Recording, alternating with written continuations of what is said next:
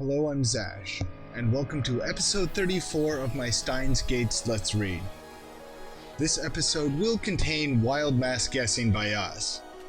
And also, I am aware of the irony of using a major British icon in a mock-up of a United States propaganda poster.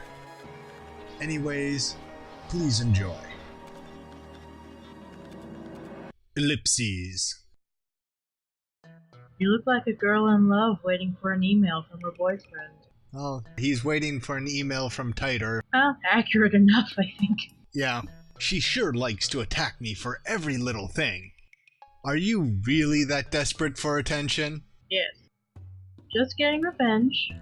You're always making fun of me, so I deserve at least this much. Fair enough. True that. Despite what you may think, I actually respect you. Oh, good job showing it so far. Hey, he was ecstatic when she put on the lab coat. That's something, right? Yeah, true. That's rich. You don't even say my name right. Yeah, but it's more funny to say it wrong. I'm sorry about that. Will you stop really? then? Is he sorry enough that he will actually stop? Likely not. Krisu lifts her face and stares at me in shock. Which is pretty much our reaction right now, too. Well, that's unexpected. You actually apologized. I do apologize, but I can't help it. Called Okay, it. so he's sorry he does it, but he'll still do it. For my brain has recorded you as my assistant, Christina, and I cannot correct it. Mwahahaha! I'm gonna crack your skull open and stick electrodes in your hippocampus. Ah, we got the message from Titer Senpai. I am so excited. Did he squeal? Tell him he squealed. Greetings, Kyoma. Can you tell me exactly how you changed the past? I'd like to verify that what you said is true. We sent an email today. It was sent to arrive Tuesday, 170 hours ago. Its contents were the third place winning numbers to the Lotto 6 drawing. The moment we sent the email, my associates, who had helped plan the experiment and watched me send it, instantly forgot that any of it happened. When I checked, I found that the email vanished from my phone's send history. It's almost like I didn't send it in this timeline. I mean, I know for a fact that it arrived in the past, as my friend bought a Lotto 6 ticket based on the information I had apparently given him. He got one of the numbers wrong, but otherwise it was an exact match. Who are you talking to? John Titer. Huh? No way. He's open to discussion as long as you are not trying to troll him, and his mail address is public. This is the second time we've exchanged mails. Did he ever tell Chris before that he was talking to Titer? I don't think so. Or maybe not in this timeline. No wonder you keep referencing Tyler's posts. You believe him, don't you? Question. How does she know what Titer's posting? Oh, she's on there. Not entirely, but there are several points in his story that I agree with. Really? I can't see it as anything but fiction. Well, we did just send an email to the past. Yeah, but she doesn't remember that. Well, we did win the lottery. Not quite.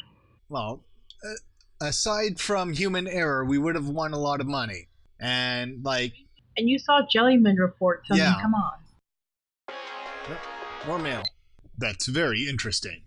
From the events you describe, it sounds like you did indeed change the past. I suspect that the email you sent changed Divergence, if only a little. Bravo! The instant your email arrived in the past, you shifted from your original world line to an ever so slightly different world line. On this world line, you received an email from the future containing the Lotto 6 numbers. You told your friend the numbers, perhaps because you didn't quite trust the email. But your friend got a number wrong when he purchased the ticket. The original email likely disappeared from your sent history when the world line changed. As I said, it's like he didn't send the email in this timeline. All of that makes sense. The one thing I don't understand is how you kept your memories of the previous world line. Just so we're clear, you're telling me the truth, yes? Trusting. Well, it is a bit of a tall claim. Yes, I still have my memories from before the past was changed. That's the truth. By the way, this is actually the second time this has happened. You traveled 26 years into your past. Haven't you experienced something similar? Also, what effect do you think my intentional manipulation of the timeline might have? Sending spam. Holy crap, he's... Wow, that's a quick response. Ooh. I've confirmed that the divergence is currently 0.571015%. Hey, I recognize those numbers. Those are familiar. Yeah. You remember when he sent the email, that's the number that popped up on the screen. I cannot tell you what the value was before you changed the past. This is because I, like your friends, have no memories of the world line before you changed the past. In the case of physical time travel, memories are retained even if the world line changes. That's been proven by my own experience. But in the case of an email like the one you sent, the time traveler changes the past without actually traveling through time. A situation that scientists in my time never even considered. It wasn't necessary, since the invention of the time machine in 2034 gave us a means of physical time travel. So I'm afraid that I have no idea how to explain the phenomenon you've been experiencing. Well, maybe at the point where he is, he remembers. How exactly do you measure divergence? Where do those numbers come from? That is also a very good question. Yeah. Holy crap. Is Moeka John Titor? Because these responses are coming pretty damn quick, and they are fairly wordy. Oddly, I would not be surprised. Strictly speaking, I was not being entirely accurate when I wrote that the Everett Wheeler model is accepted in my time. The first functional time machine was completed in 2034. In the 2 years following that breakthrough, our understanding of the universe structure grew dramatically.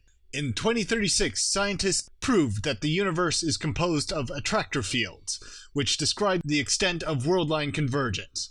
This theory was first proposed in 2020. Oh, more spam. Sorry, I forgot to answer your question. I have a meter that measures divergence. A reading of 0% divergence corresponds to the world line I originally came from. In other words, it's a subjective, not absolute measurement. This tool can only indicate the current divergence. And it would be only useful to someone who could actually, remember. Yeah. Like someone like Okabe. Is John Titor future Okabe? Is Okabe having a conversation with himself? No, wait. Titor says he can't, he can't remember world line changes. So it's probably not Okabe. As far as we know, Okabe's the only one who could make a divergence meter because he's the only one who can tell that the timeline's changed. Yeah. It's weird. Yeah. Please explain these attractor fields. How do they affect world lines?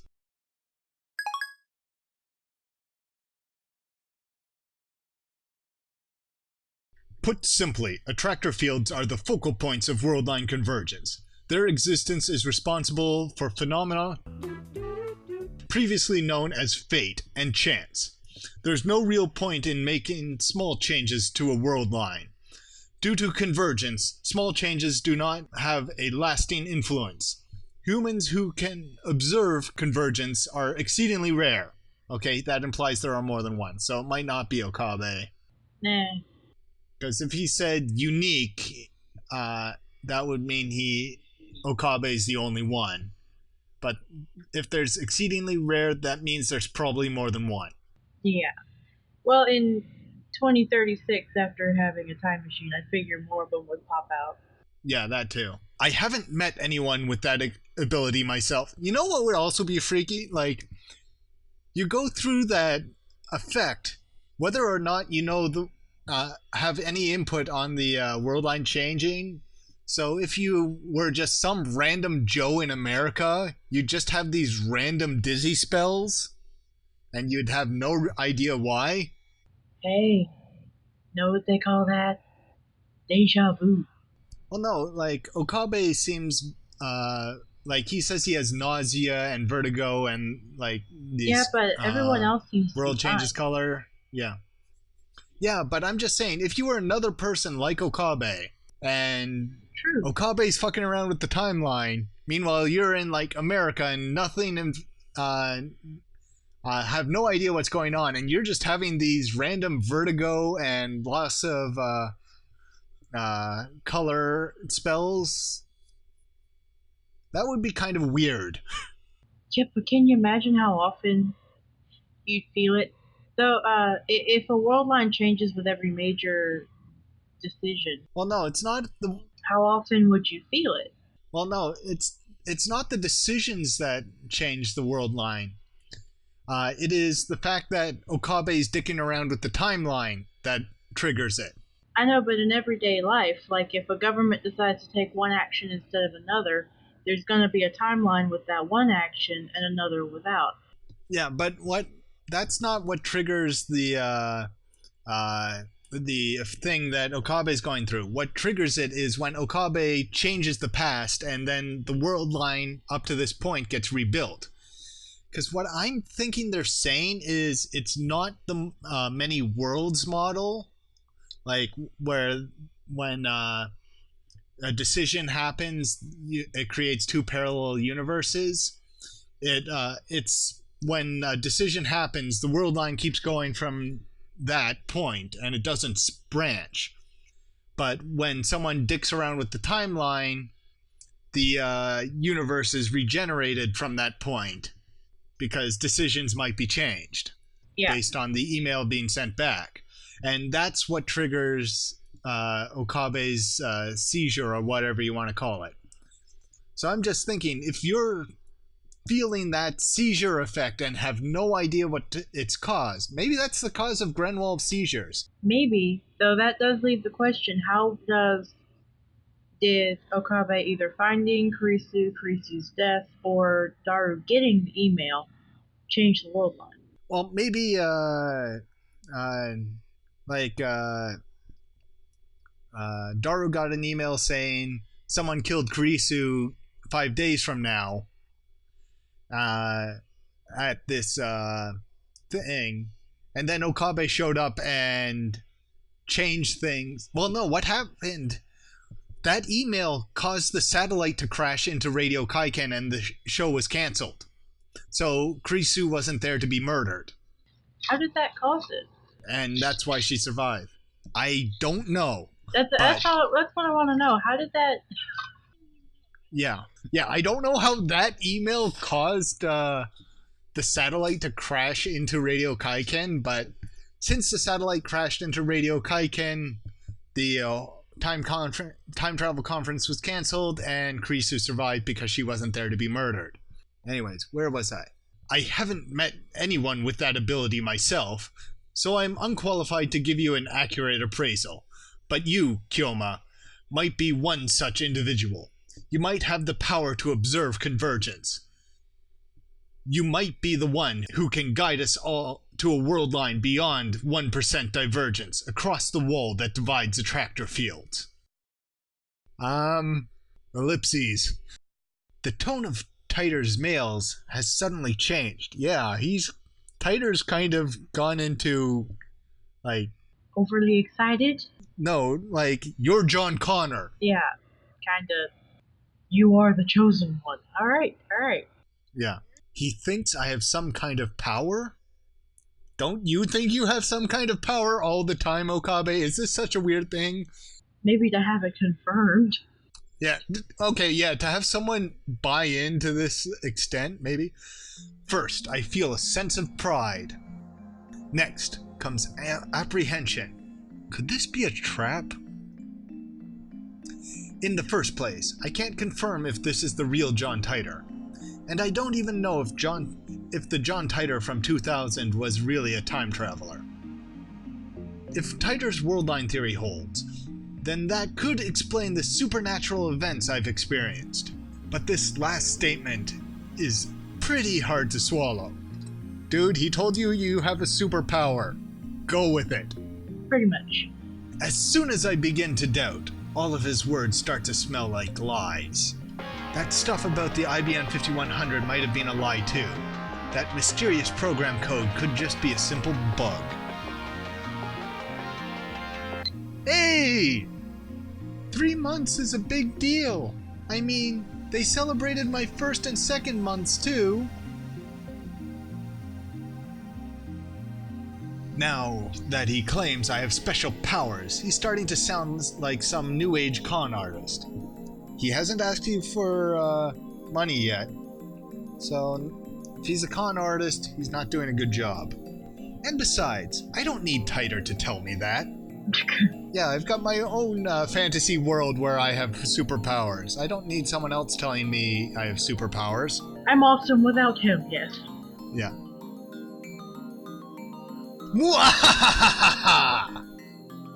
Krisu jerks at the sound of my laughter. Don't start laughing like that. It's creepy. Yeah, actually, It kind of is creepy. But I must. He says that I have powers. Isn't that rich? You don't have to tell me what I already know, John Titer. I snap my eyes open wide. I raise my phone high to the heavens. My true power is the magic eye, reading Steiner. Okay. Sounds to me like you've got a bad case of Shunibyo. I think we've gone over that before. It is second year syndrome, where basically when you're in grade 10 or 11 where you think you have superpowers and act like a shonen protagonist. Thank you for the reminder, because I was trying to remember what that meant. Eh? Ellipses. Blushing ellipses. Krisu hides her face in a book. She pretends to read, but I can see from here that her ears are bright red. How does she know about Shunibios? Is she an channeler after all? I think we've all come to this conclusion. It is more, who is she on that channel? Yeah. No, that doesn't matter now. I need to reply to Titer.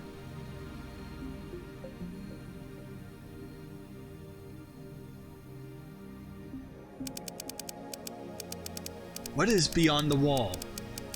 What will happen when we cross it? And Shining Finger responds quickly. Oh God.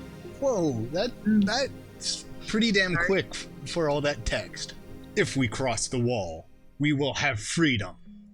If we do not, then the dystopia I came from will be your future.